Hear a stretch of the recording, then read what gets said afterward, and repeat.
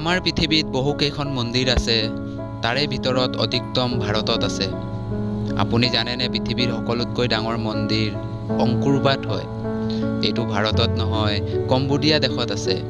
কিন্তু বন্ধুসকল, ভাৰতত এখন মন্দিৰ আছে যিটোক পৃথিৱীৰ সকলোতকৈ ধনী মন্দিৰ বুলি ক'লে কথাটো মিছা নহ'ব।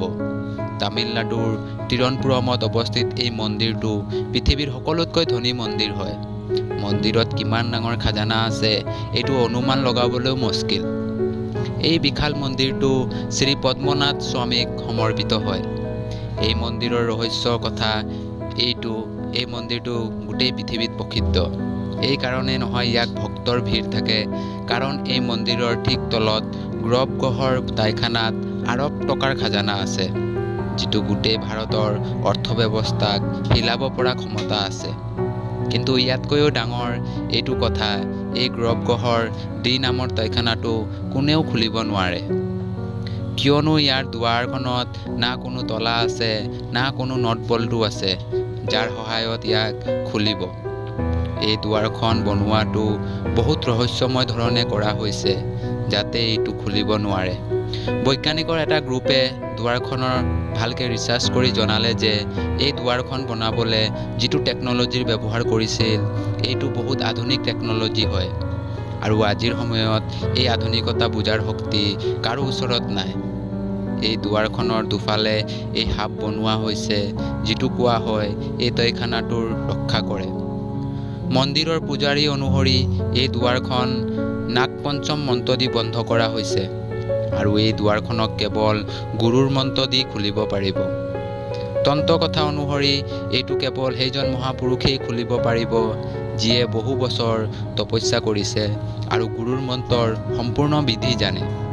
যদি গুৰুৰ মন্ত্ৰৰ ভুল উচ্চাৰণ কৰে বা দুৱাৰখন বল প্ৰয়োগ কৰি খোলা হয়, তেন্তে তিৰুৱনন্তপুৰমক বহু ডাঙৰ সাপ লাগিব পাৰে।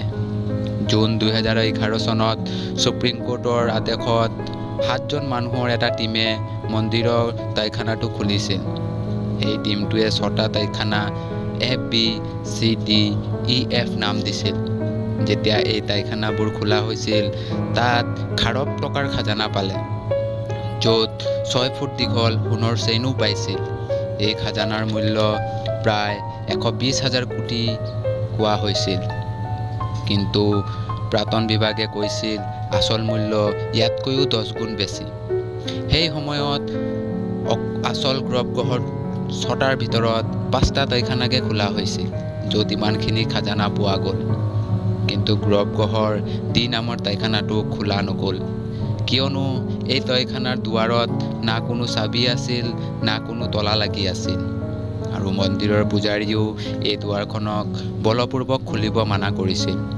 কোৱা হয় এই টাইখানাটোত বাকী 5টাৰ পৰা ওলোৱা খাজানাতকৈও বহু বেছি খাজানা আছে।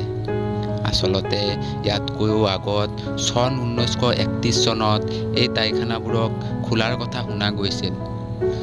কথা অনুসৰি যেতিয়া এই টাইখানা খোলা হৈছিল, তেতিয়া তাৰ পৰা কেইবাটাও কোব্ৰা সাপ ওলাইছিল, যাৰ পৰা ভয় খাই এই টাইখানাখিনিক বন্ধ কৰি দিয়া হৈছিল।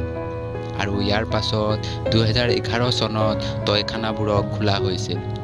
কিন্তু এইটো সময়তে 5টা টাইখানাহে খুলিব পাৰিলে, ডি নামৰ টাইখানা খুলিব নোৱাৰিলে। বন্ধুসকল, আপুনি কি ভাবে, এই টাইখানাটো খোলাটো ভাল হ'বনে নহ'ব? তলত কমেণ্ট কৰি জনাব। ভিডিঅ'টো ভাল লাগিলে লাইক আৰু শ্বেয়াৰ কৰিব, আৰু চেনেলটো ছাবস্ক্ৰাইব কৰি ল'ব। ধন্যবাদ।